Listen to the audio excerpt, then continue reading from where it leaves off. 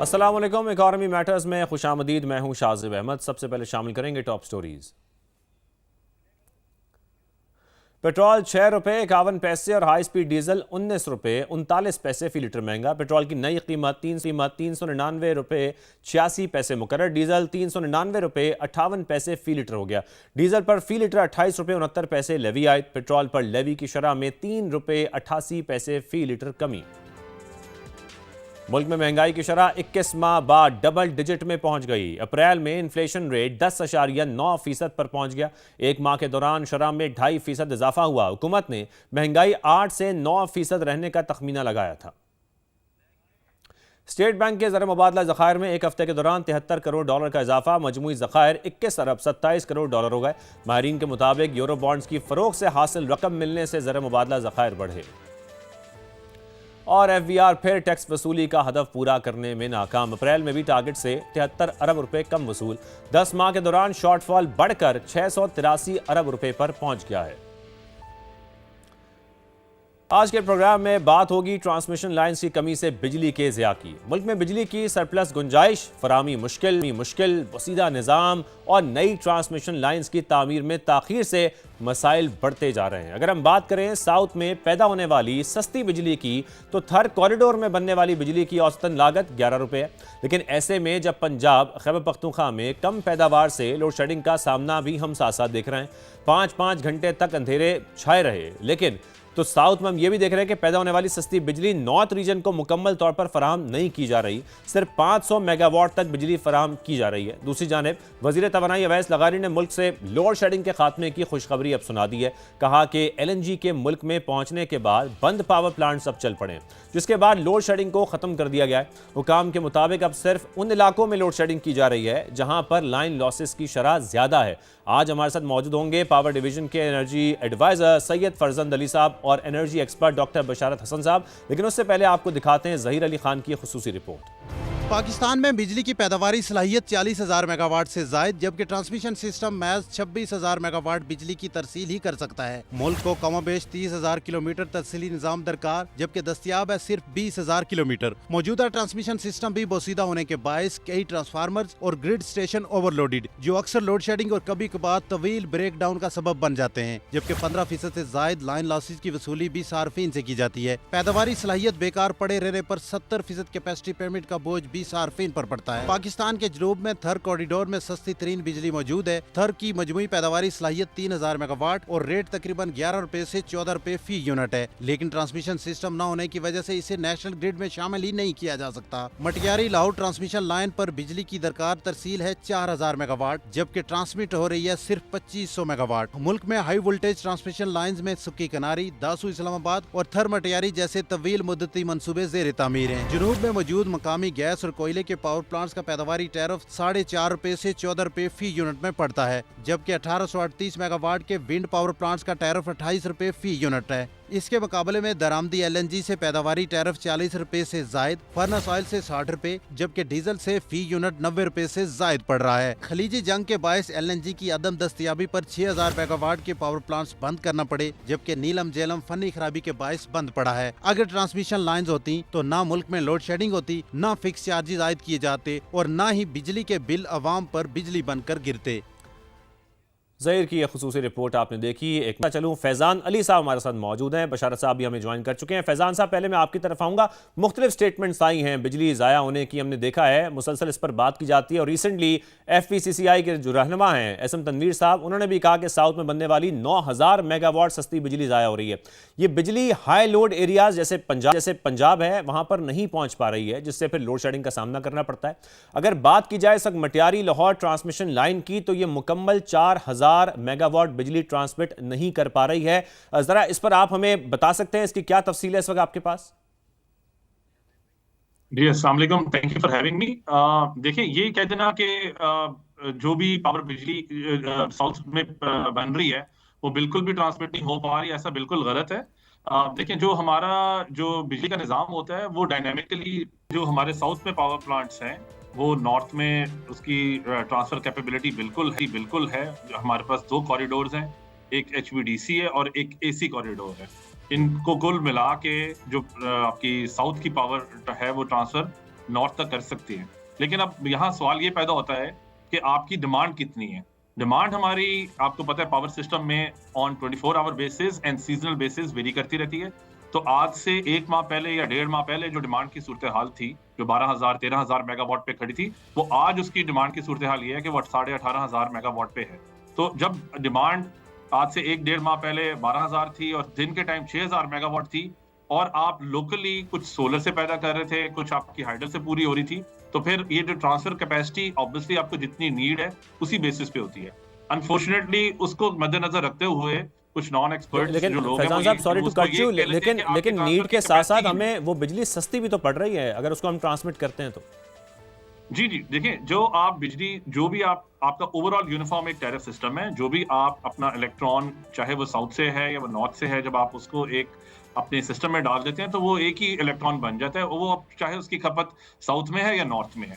मैं आपको ये भी बताते चलूं कि जो साउथ की हमारी खपत है 2000 मेगावाट, तो वैसे ही हमने के इलेक्ट्रिक को भी हम उन्हीं सस्ते पावर प्लांट से डायरेक्टली सप्लाई कर रहे हैं। और अगर उसमें से कुछ एनर्जी आपकी नॉर्थ वाली साइड पे जाती है तो वो नॉर्थ वाली साइड पे भी ट्रैवल कर सकती है। इस वक्त मैं आपको बताते चलूं कि जो हमारा HVDC और जो हमारा AC का कॉरिडोर है, वो इजीली 4-4,500 मेगावाट ट्रांसफर उसकी कैपेबिलिटी है, बल्कि वो कर भी रहे। तो ये डिमांड के साथ साथ है, जैसे आपकी डिमांड इंक्रीज करती है उसी तरीके से ये HVDC कॉरिडोर्स आपके या AC कॉरिडोर जो है वो आपका इस्तेमाल। ठीक है बशार साहब, मैं आपकी तरफ आता हूँ। बशार साहब, पाकिस्तान में बिजली की जो इंस्टॉल्ड कैपेसिटी है वो इस वक्त कितनी है, ताकि फिर हम इस चीज़ को समझ भी सकें, क्योंकि ट्रांसमिशन सिस्टम इस वक्त जो बिजली ट्रांसमिट कर रहा है उसको हम समझेंगे, फिर हम इस मसले को भी समझ सकते हैं, क्योंकि मसला इस वक्त हम देख रहे हैं कि संगीन होता जा रहा है। हमने पावर प्लांट्स तो बनानी है, लेकिन जो ट्रांसमिशन लाइन्स हैं उसको हमने नज़रअंदाज किया है पिछले कुछ अरसे में। जी, अस्सलाम वालेकुम। इस वक्त जो है कैपेसिटी हमारी 46,000 मेगावाट्स की है। इसके अलावा भी काफ़ी जो है पाइपलाइन में इसके अलावा हैं, उसमें से कुछ जो है वो पावर मिनिस्टर ने रुकवाए हैं कि जब आपके पास ऑलरेडी 46,000 मेगावाट्स की कैपेसिटी आ चुकी है और आपकी रिक्वायरमेंट सर्दियों में 7-8 हज़ार मेगावाट्स होती है, गर्मियों में बढ़कर 22,000 मेगावाट या चले आप कह लें 26,000 मेगावाट्स हो जाती है, तो फिर आपने 46,000 मेगावाट से कैसे जनरेशन लाइसेंस इशू कर दिए? इस पे नेपरा ने क्या देखा, क्या फोरकास्ट थी जिसके ऊपर ये काम किया गया? बाकी आपके जो इदारे हैं, जैसे प्लानिंग कमीशन है, उसका एक एनर्जी विंग है, तो मेंबर एनर्जी एक MP1 का ऑफिसर होता है, उसने क्या देखा, क्या फोरकास्ट किया, किस तरीके से इतने पावर प्लांट्स लगा दिए कि आपकी रिक्वायरमेंट मुल्क में इतनी कम थी। उस कम रिक्वायरमेंट और ज़्यादा कैपेसिटी की वजह से आपको कैपेसिटी पेमेंट्स देनी पड़ रही, अरबों रुपए की कैपेसिटी पेमेंट्स देनी पड़ रही, जिसकी वजह से आपका टैरिफ इतना बढ़ गया है। आपका टैरिफ इस रीजन में 4 गुना जो है ज़्यादा है बाकी मुल्कों से, इंडिया, बांग्लादेश, नेपाल, श्रीलंका, इनके मुकाबले में, जिसकी वजह से आपकी इंडस्ट्री नहीं चल सकती, आपकी इंडस्ट्री फेल हो रही है, आपके यहाँ लाखों लोग बेरोजगार हो रहे हैं, आपके अवाम इसको अफोर्ड नहीं कर सकते। कमर्शियल सेक्टर अलग जो है वो इफेक्ट हो रहा है, कमर्शियल, इंडस्ट्रियल, डोमेस्टिक, तीनों सेक्टर्स को बुरी तरह नुकसान पहुंचाया गया इतना हाई टैरिफ करके। उसके बाद जो ये पॉलिसी है जिसके ऊपर ये imported fossil fuel based power plants लगा दिए गए हैं, इसमें इंपोर्टेड फर्नेस ऑयल है, इंपोर्टेड कोल है, इंपोर्टेड LNG है, इसकी वजह से आपका टैरिफ जो है वो आसमान पर पहुंच गया है। और फिर ये कि अब जब आपके पास फॉरेन एक्सचेंज का फुकदान होता है, आप जैसे जंग हो रही है, आपके पास ये इंपोर्टेड फ्यूल नहीं पहुंच रहा, LNG जो है, कतर ने फोर्स मेजोर का अपना जो क्लॉज है उसको कॉन्ट्रैक्ट की, उसको एक्टिवेट करते हुए रोकी हुई है सप्लाई, अब आपने कहीं और से बंदोबस्त आपको करना पड़ा है। और दूसरा ये कि आपने पावर प्लांट लगा दिए इंपोर्टेड कोल के पंजाब में, जबकि वो कोल आता है कराची से, कराची से ट्रकों पे, अंदाजा करेंगे डीजल ट्रक्स पे इस कदर गलत पॉलिसी है, जिसने भी इसको अप्रूव किया, डीजल ट्रक्स पे इंपोर्टेड कोयला आता है पंजाब और वहां पर वो बिजली बनती है। तो अगर ये जो है पता नहीं किसकी जो है इसमें ये फरासत काम आई है, लेकिन ये है कि बहुत ही गलत प्लानिंग, बहुत ही गलत उसकी इम्प्लीमेंटेशन, जिसकी वजह से आज सूरत हाल इतनी गंभीर है कि मुल्क में जो है बिल्कुल। इस पर हमें कमेंट फैजान साहब से ले लेते हैं। फैजान साहब, जैसे कि बशार साहब बात कर रहे हैं, बड़ी इंपॉर्टेंट है कि कोयला पंजाब लाया जाता है, फिर बिजली पैदा की जाती है, ज़ाहिर है फिर तो वो महंगी पड़ेगी, एक बात तो ये हो गई। और सेकेंडली, जब हम ये देख रहे हैं कि पाकिस्तान में पावर प्रोजेक्ट्स तो तेज़ी से मुकम्मल हुए हैं, लेकिन ज़ाहिर है उस रफ्तार से ट्रांसमिशन लाइन्स हमारी मुकम्मल नहीं की जा सकी हैं, और इसी वजह से जो इंस्टॉल्ड कैपेसिटी है हम उसका मुकम्मल फ़ायदा नहीं उठा रहे हैं, और फिर नतीजतन क्या होता है कि आवाम को महंगी बिजली खरीदनी पड़ती है। फैजान साहब जी, पहले तो मैं क्लैरिफाई कर दूं बशार साहब की बात कि हमारी वैसे तो इंस्टॉल कैपेसिटी 43,000 के आसपास है, 43,000 मेगावाट के आसपास।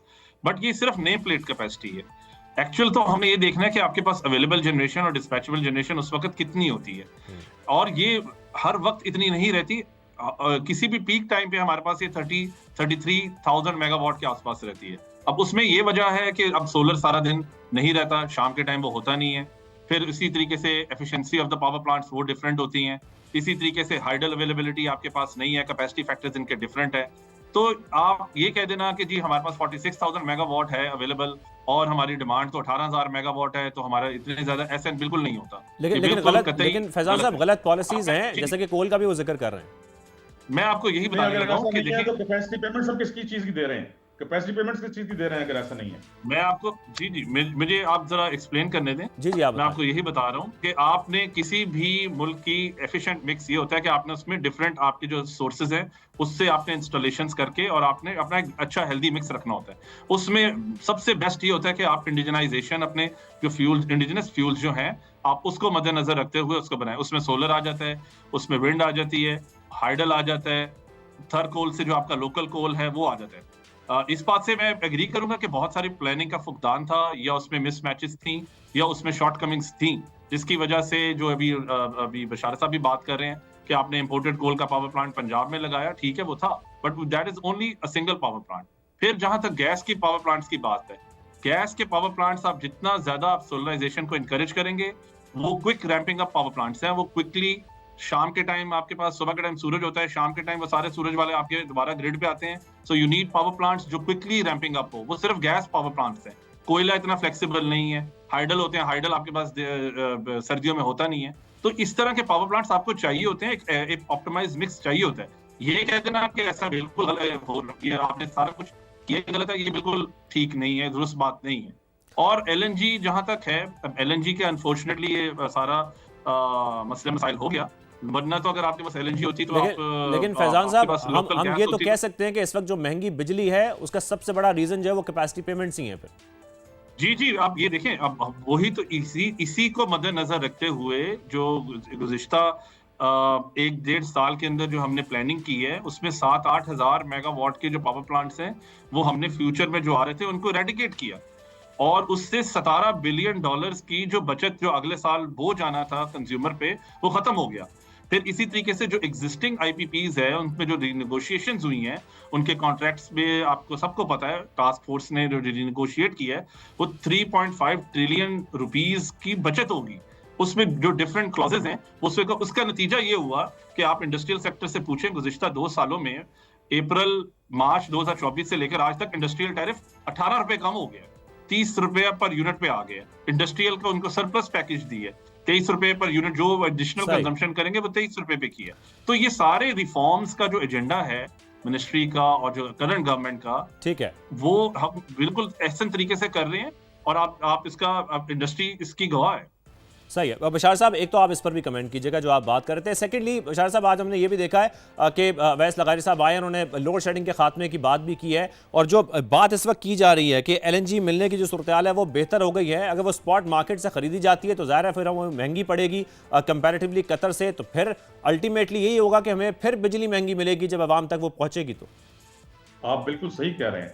दूसरा ये है कि वैस लगारी साहब ने मुझे खुद ये कहा कि मैंने चारों सूबों के, बल्कि 6 के 6 वज़ीर-ए-आला को लेटर्स लिखे हैं कि तुम्हारे जो सूबे हैं उसमें जितनी भी बिल्डिंग्स हैं, ये बिल्डिंग्स जो हैं 70% बिजली ये एयर कंडीशनिंग में खर्च करती हैं और हीटिंग लाइटिंग में, तो इसका कोई बंदोबस्त करो। मैंने उनको बताया कि जी ये टेक्नोलॉजी हम बाहर से लाए हैं, इसको कहते हैं eco friendly net zero construction. उसमें रेट्रोफिट भी किया जाता है एग्जिस्टिंग बिल्डिंग्स को, नई बिल्डिंग्स जो हैं इस कॉन्सेप्ट पर बनाई जाती हैं, तो उससे आप 70% बिजली तो सिर्फ उसके डिजाइन से और जो मटेरियल आप यूज करते हैं उससे बचा लेते हैं, बाकी 30% आप रिन्यूएबल सोर्सेज से ले लेते हैं, तो those buildings become 100% net zero carbon neutral buildings. तो उन्होंने बहुत अप्रिशिएट किया था। अब इसके ऊपर काम फौरी तौर पे करना चाहिए मिनिस्ट्री को, इसको फरोग दे। अगर टेक्नोलॉजी चाहिए तो हम इनको फ्री देने को तैयार हैं। उसके अलावा आपको बताऊं, बड़ा इंपॉर्टेंट सुनिएगा, मैंने खुद करवाई थी यूएस एनरेल से सैटेलाइट मैपिंग, जिसमें कि उन्होंने हमें बताया, मैप्स बना कर दिए कि विंड का पोटेंशियल पाकिस्तान में 3,25,000 मेगावाट्स का है, जिसमें 50,000 मेगावाट सिर्फ कराची वो के पास जो है गारोकेटी बंदर का कॉरिडोर, वहां से आपको मिलता है। उसके अलावा सोलर का पोटेंशियल है 2.9 मिलियन मेगावाट्स। बगास बायोमास का पोटेंशियल है 5000 मेगावाट्स। हमने पॉलिसी बनाई शुगर सेक्टर के लिए, जिसमें कि तमाम शुगर मिल्स जो हैं वो इस पॉलिसी के तहत उन्होंने पावर प्लांट्स लगाए, हाई प्रेशर बॉयलर्स उन्होंने जो है उसके ऊपर, क्योंकि पहले वो जिस टेक्नोलॉजी से बनाते थे बगास से बिजली, वो बहुत ही कम बिजली उसमें बनती थी, बहुत ही प्रिमिटिव टेक्नोलॉजी थी, पुरानी टेक्नोलॉजी थी। उनको नई टेक्नोलॉजी इंपोर्ट करके दी, टेक्नोलॉजी ट्रांसफर किया, उनको लेके गए बाहर, उनको टेक्नोलॉजी भी दिखाई, उनके लिए फाइनेंसिंग भी अरेंज करके दी। तो वो पावर प्लांट्स लगे हुए हैं 5000 मेगावाट सिर्फ आपको शुगर इंडस्ट्री दे सकता है। 4 महीने का उनका सीजन होता है बगास का। उसको उसके बाद जो बायोमास है, जो कि क्रॉप वेस्ट है, जिसको आप जला देते हैं, वो वहां पे इस्तेमाल हो सकता है। पूरे साल आपको आपका शॉर्टफॉल है सिर्फ 4500 मेगावाट्स का है। 5000 मेगावाट्स आपको सिर्फ जो शुगर इंडस्ट्री से मिल सकता है, लेकिन इसको नहीं लिया जाता। उसके बाद वेस्ट टू एनर्जी का इतना बड़ा पोटेंशियल है पाकिस्तान में, solid waste to energy, liquid waste to energy. Waste energy से आपको ना सिर्फ ये कि बिजली मिलती है, इससे आपको गैस मिलती है, इससे आपको खाद मिलती है, ऑर्गेनिक फर्टिलाइजर मिलती है। वेस्ट वाटर जो है, जैसे कराची है इतना बड़ा शहर है, 550 million gallons per day of raw sewage is being disposed of into Arabian Sea. बेड़ा गर्क वहां की जो है एक्वाटिक लाइफ का हो रहा है। वो सारा का सारा पानी रिसाइकल होकर वापस शहर को आ सकता है। शहरी पानी के लिए तरस रहे हैं बूंद बूंद को। इनके पास टेक्नोलॉजी नहीं है, टेक्नोलॉजी हम देने को तैयार हैं अगर आप लेने वाले हों। उसके अलावा बायोगैस, अब 4 लाख भैंसों का जो डंग है वो कराची में लांडी से वो समुद्र में फेंक देते हैं। ये सारा का सारा जो ये गोल्ड माइन है, इस पे कार्बन क्रेडिट्स आपको मिलियंस ऑफ डॉलर्स मिलते हैं इन प्रोजेक्ट्स के ऊपर। मैं एक प्रोजेक्ट पे आजकल काम कर रहा हूँ, लखोडे लैंडफिल जो लाहौर का है, उससे मिलियंस ऑफ डॉलर्स इनको लेकर देंगे कार्बन क्रेडिट्स। इस तरह हर शहर में हो सकता है। उसके अलावा बायोफ्यूल्स है, हमने इनको बायोडीजल की टेक्नोलॉजी डेवलप करके ऑल्टरनेटिव एनर्जी डेवलपमेंट बोर्ड से पीएसओ को दी, तो क्यों नहीं डेवलप करते आगे। उसके बाद E20 यहाँ पे 20% एथेनॉल मिक्स पेट्रोल, इस्लामाबाद के 3 पेट्रोल पंप्स पे इनको चला। बशारत साहब जो बातें कर रहे हैं फैजान साहब, ये सारा पोटेंशियल अगर वाकई हमारी पॉलिसी मेकिंग का हिस्सा बन जाए तो वाकई हम इससे फायदा उठा सकते हैं। सेकेंडली फैजान साहब इस पर भी जरूर कमेंट कीजिएगा। एक मसला हमारा गर्मियों में शिद्दत से सामने आता है और वो है हमारे सिस्टम ओवरलोडिंग होने से जो ट्रिपिंग का मसला है। अगर हम सिर्फ लाहौर की बात भी करें तो जैसे ही तलब बढ़ती है, हवा चलती है, बारिश होती, कुछ भी हो, बिजली हमारे यहाँ गायब हो जाती है। इस मसले के हल के लिए मिनिस्ट्री इस वक्त कोई इकदाम कर रही है? जी, बहुत सारे इकदाम इस पे चल रहे हैं। इसको कहते हैं ग्रिड मॉडर्नाइजेशन पे और डिजिटाइजेशन पे। एक स्पेसिफिकली अलग एक रिफॉर्म डिजिटाइजेशन, और आपने अखबारों में भी पढ़ा होगा। जो डिजिटाइजेशन का जो सबसे पहला जो एलिमेंट है वो है स्मार्ट मीटर्स का, क्योंकि आपको जो इंफॉर्मेशन आती है किस जगह पे ट्रिपिंग हुई है या किस वजह के बेसिस पे ट्रिपिंग हुई है, वो जब तक आपकी जो इंफ्रास्ट्रक्चर है वो डिजिटाइज नहीं होता और रियल टाइम बेसिस पे आपको इंफॉर्मेशन आपके सिस्टम की नहीं दे रहा होता, तब तक आप उसको एक्शन नहीं ले सकते। You can not control what you can not measure, so you need to measure at first and then you can always control it. तो हमने स्मार्ट मीटर्स का एक रिफॉर्म्स का एक एजेंडा लॉन्च किया है, जिसमें अब जितने भी मीटर्स न्यू कनेक्शंस होंगे और जितने भी डिफेक्टिव मीटर्स होंगे और उसके अलावा भी जो मीटर्स होंगे वो सारे सिंगल फेज मीटर्स पे कन्वर्जन हो जाएगी, और वो फिर रियल टाइम बेसिस पे आपके not only metering data but also the healthiness of your जो सिस्टम है उस पे।